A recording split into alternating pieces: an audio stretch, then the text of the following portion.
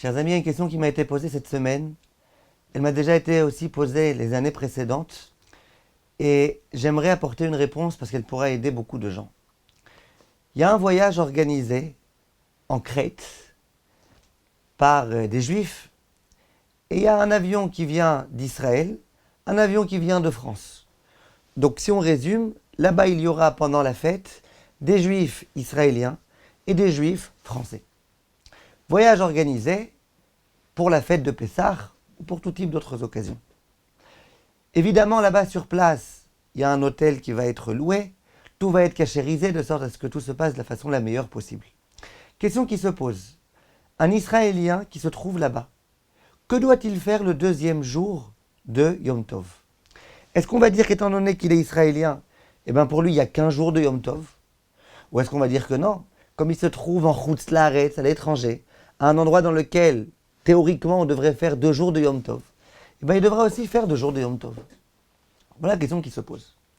Pourquoi je prends ce cas super bizarre, tarabiscoté, d'un voyage qui est organisé en Crète? Pourtant, c'est une question qu'on me pose chaque année des dizaines de fois.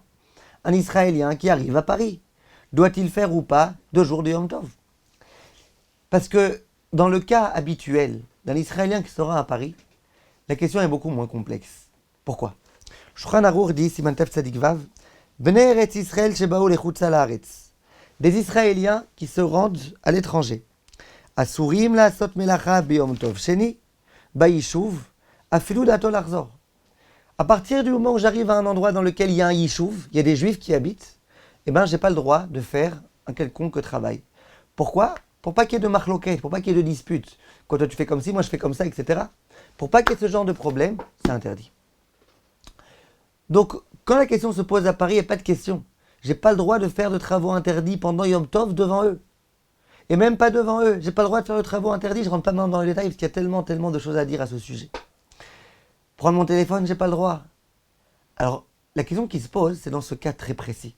La personne qui m'a appelé, je lui ai demandé, dites-moi, il y a en Crète là-bas des Juifs qui habitent, il y a une communauté juive là-bas, il y a quelque chose? Elle m'a dit, je pense que non. Donc, que se passe-t-il? Il n'y a pas de communauté là-bas. Tu ne peux pas dire que tu es arrivé dans un yishuv d'Israël, dans un yishuv de juifs, puisqu'il n'y a pas de juifs là-bas. Disons que la réalité est vraie, je n'ai pas vérifié. Donc, quand je me trouve là-bas, imaginez que par exemple j'arrive dans un désert dans lequel il n'y a pas de juifs qui habitent, j'ai aucune obligation de faire Yom Tov Sheni, puisque moi je suis israélien, et que j'arrive dans un désert, et qu'il n'y a aucun juif là-bas. Il n'y a aucun juif de l'étranger. Question, qu'est-ce qu'on fait dans un cas pareil? Alors, venez, on commence à décortiquer le cas de façon très simple. Si jamais moi je suis un Israélien et qu'à titre particulier, j'atterris là-bas dans cette ville-là, ce pays, j'ai aucune raison de faire Yom Tov Sheni. Pourquoi? Je suis un juif qui arrive dans un endroit dans lequel je suis le seul juif, donc j'ai aucune obligation de faire quoi que ce soit, c'est comme le cas du désert. La question qui va se poser, c'est dans la mesure où, dans cet hôtel-là, on va se retrouver une espèce de communauté. Il va y avoir des juifs israéliens et des juifs de l'étranger. Comment on fonctionne dans un cas pareil? Maintenant, je tiens à préciser un point important, un point d'introduction. Si jamais cet hôtel, c'est un hôtel cachère toute l'année, qui accueille quelquefois des touristes d'Israël, quelquefois des touristes de Paris, quelquefois des touristes des États-Unis, or là, les poskim disent qu'on considère cet endroit comme étant un yishuv Israël. Parce qu'il y a toujours des juifs là-bas. Alors, c'est peut-être pas des juifs qui habitent toujours là-bas, mais il y a toujours des juifs là-bas. Mais moi, je parle d'un autre cas. D'un cas dans lequel, occasionnellement, on loue un hôtel, on cachérise cet hôtel. Normalement, ce n'est pas un hôtel cachère. On le cachérise juste en cette circonstance-là. Que faire dans un cas pareil? Alors, le Rav Shlomo Zalman Auerbach rapportait dans le Sefer Yom Tov Sheni qui est Ilchato, un Sefer extrêmement intéressant sur toute la halachot de Yom Tov Sheni. Le Rav Auerbach dit que si jamais la présomption de cet endroit-là, qui s'appelle la Crète, c'est que là-bas, il n'y a pas de juifs pendant toute l'année, il n'y a aucun problème à ce que moi, juif, israélien, je fasse 15 jours de Yom Tov et que le deuxième jour, je me permette de faire tout type de choses. Devant les autres. Bien que là-bas, il y a d'autres juifs qui sont eux de l'étranger. Pourquoi? Le fait qu'il y ait des gens qui viennent d'un peu partout, ça ne peut pas donner à cet endroit-là un nom de Yishuv Israël. C'est pas parce que pendant 7 jours on est réunis ensemble ici que ça s'appelle qu'ici il y a des juifs qui habitent là. Non, ça s'appelle pas Yishuv Israël. Dit le Rav Auerbach, oui, mais a priori il va y avoir des marloktot alors. Pourquoi toi tu fais ça alors que moi je fais ça? Dit le Rav Auerbach, pas du tout. Pourquoi pas du tout?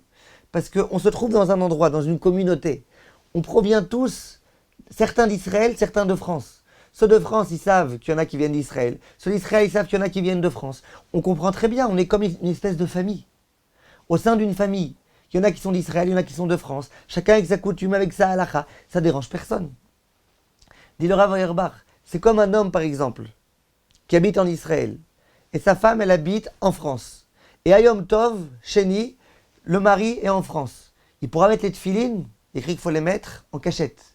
Devant sa femme, il pourra les mettre ou pas? Ben oui, que sa femme, elle sait très bien que lui, c'est un Israélien. Et donc que lui, le deuxième jour de Yom Tov, pour lui, c'est plus Yom Tov. Et donc, il peut mettre ses tefilines.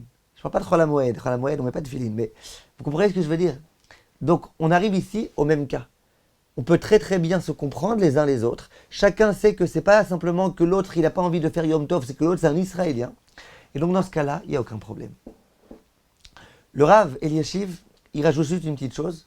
Il dit, ça ne suffit pas qu'il y ait une présomption que là-bas, il n'y a pas de juifs. Il faut être sûr que là-bas, en Crète, il n'y a pas de juifs qui habitent. Si tu n'es pas sûr, c'est un problème. Le Rav Auerbach, il dit, il suffit qu'il y ait une présomption, qu'on sache qu'il n'y a pas de juifs, pour que ce soit suffisant, ce n'est pas la peine maintenant d'aller chercher à la loupe. Le Rav Wosner, lui, il a eu une question qui lui a été posée.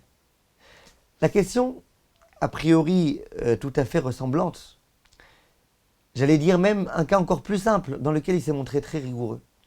C'est toute une équipe de shochatim, de gens qui procèdent à l'abattage rituel, qui vont dans une ville pour voir là-bas ce qui se passe, pour faire des shritot. Dans cette ville-là, il n'y a aucun juif qui habite. Ça, on est sûr qu'il n'y a aucun juif. Mais il y a maintenant toute une équipe comme ça de juifs qui arrivent. Ils se trouvent Yom Tov Sheni à cet endroit-là, dans une ville dans laquelle il n'y a pas de juifs. C'est eux les seuls juifs qui se trouvent là-bas. Peuvent-ils faire ce qu'ils veulent ou pas?